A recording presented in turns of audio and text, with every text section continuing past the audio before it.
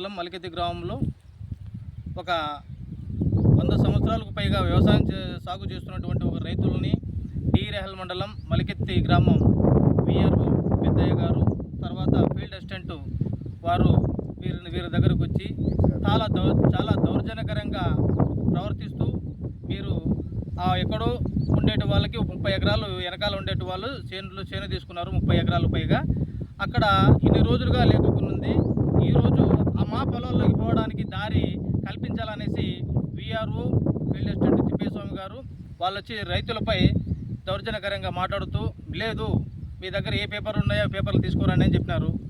ఇది ప్రభుత్వ భూమి సాగు చేస్తున్నారు, 100 సంవత్సరాలకు పైగా సాగు చేస్తున్నారు. అలా అనేసి మా భూమి మేము మా ఇష్టానుసారం వస్తాం, మేము ఏం కావాలని చేసుకుంటాం, పరంపోక భూమి కాబట్టి అని సాగు చేస్తున్నటువంటి 100 సంవత్సరాలకు పైగా సాగు చేస్తున్నటువంటి వారిపైన దౌర్జన్యాలకు పాల్పడుతున్నారు. రేహల్ మండలం మలికెత్తి గ్రామ విఆర్ఓ పెద్దయ్య గారు రెవెన్యూ జూలం తగ్గించాలి, లేని పక్షంలో రైతులతో మమేకమై రీలే నిరాహార దీక్షకు కూర్చుంటాము, ఎంఆర్ఓ కార్యాలయం దగ్గర కూర్చుంటామని రైతు సంఘంగా డిమాండ్ చేస్తున్నాం.